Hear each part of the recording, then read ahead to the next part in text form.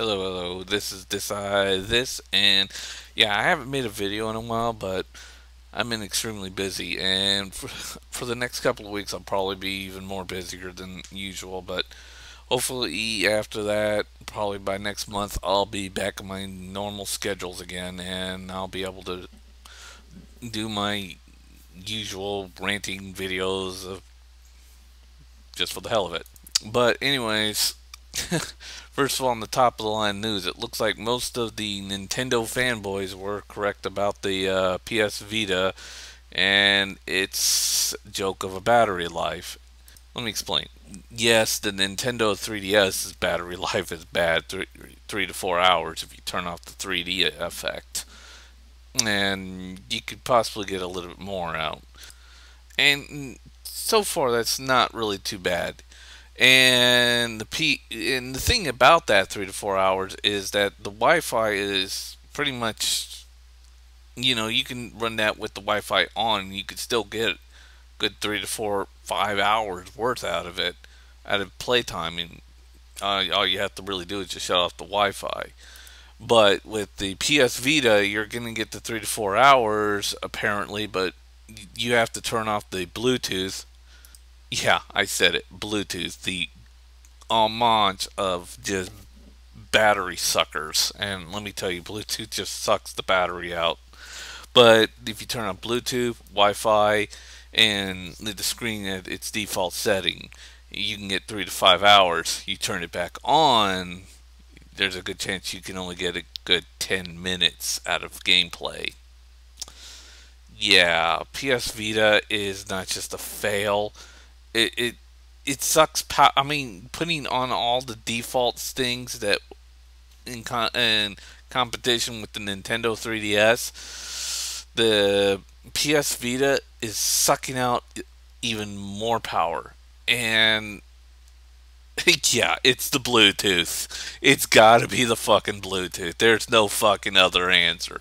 I mean, every Bluetooth device I've ever owned, the battery life does not fucking last long.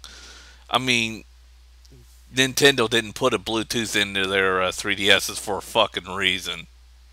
Of course, to add in the simple fact that Nintendo has kept all of their promises and are working with a better battery. In fact, they should have put a better battery in there, anyways. I mean, Nikio, I think, has already come out with a better battery that lasts even longer. But seriously, wow. Uh, the PS Vita, complete another fail. And now the PS Vita is more expensive than the 3DS. And yes, I'm well aware that the fucking iOS, iPhone, and Android phones are still killing this market, but it's not going to be completely dead overnight. Like how everybody keeps saying, oh, it's going to be dead like next year now. It's still got a good couple of years to go before it dies out. Mainly because the thing here is that Apple has kept a good lock on it because their battery life lasts even longer, and they have pretty much almost close. They've got Bluetooth in their iOS devices. Even my iPod Touch, which has no competitors, by the way. No, I'm not talking about the iPhone or the iPad. It's just nobody understands that the iPod Touch has now one single competitor. It used to called the Zune HD, but let's face it, the Zune HD is dead. Even I mean, what you see in the stores now at Walmart are just stock sales. So the iPod Touch pretty much has nobody competing against it, except maybe that future Samsung Galaxy Wi-Fi. I mean, I'll probably buy that just to compare it against my iPod Touch, but it's not out here in the U.S., so yeah, I'm just gonna have to wait on that one. Well, anyways, other news. John Carmack, the wonderful creator of id Software and other technologies, and helped us create some of the world's first-person shooters.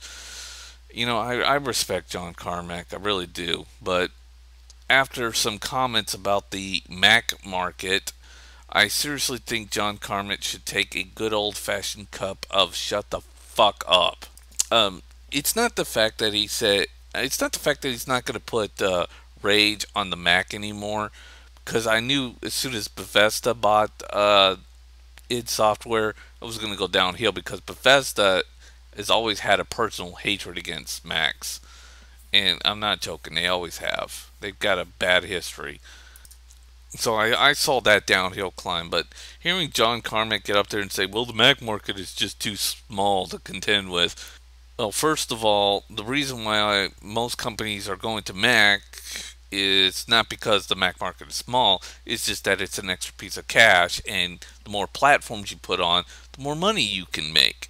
You know, you can put a lot into the PC market, but if you add the back market over that, that doubles your money. Not very much, but it helps a lot. And then you got the 3D, the Xbox 3D 360. The for a bit I forgot there, but yeah, you got the Xbox 360, and then you got the PS3, and then you make a lesser version for the Wii, and maybe the upcoming Wii U.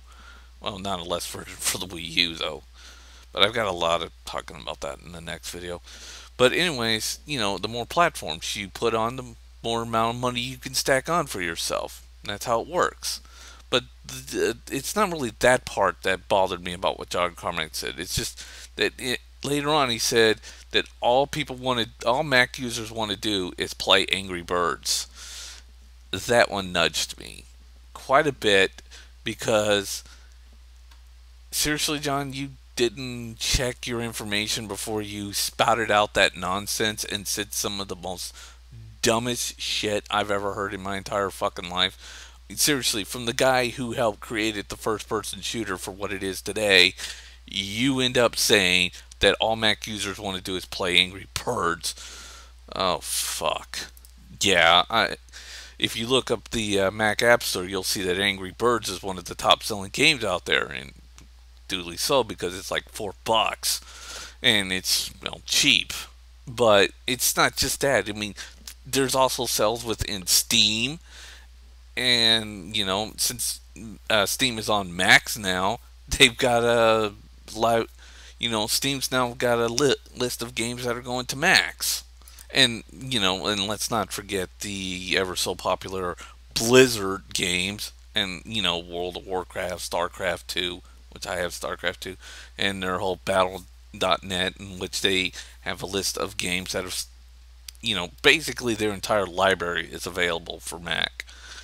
And they got a list of how many games are, sold to Macs. Probably the PC outweighs the Mac, but it's still, Steam and Blizzard or Battle.net's got a pretty good, impressive list. But yet they're still making their shit for Macs. So the Mac games must be in an incredibly small market. But what really, what I find funny is that he didn't check his own home court. Like, first of all, yes, Angry Birds is on the iOS devices, but it's also on the Android devices, and it's one of the top apps there. And then it's not just Android. Uh, Angry Birds is on the Mac, and then the Mac's App Store. But it's also there's also an App Store for Windows, and I think there's an App Store for Linux. And well, Linux is a little bit different, but I think they can get Angry Birds too, but I don't know. That would, I guess, somebody who has a Linux operating machine could go in more details on that one.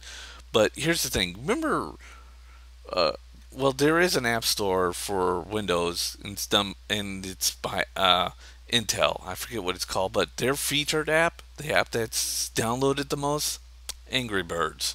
And here's something really funny. You know that whole thing about Windows 8 and how Windows 8 is so great and wonderful? Well, most of you don't know this, or I guess kind of wiped this out of your mind. I guess mostly on the PC fanboys or on the Windows fanboys, that Windows 8 is going to get an app store. It's already been, I think, confirmed a long time ago.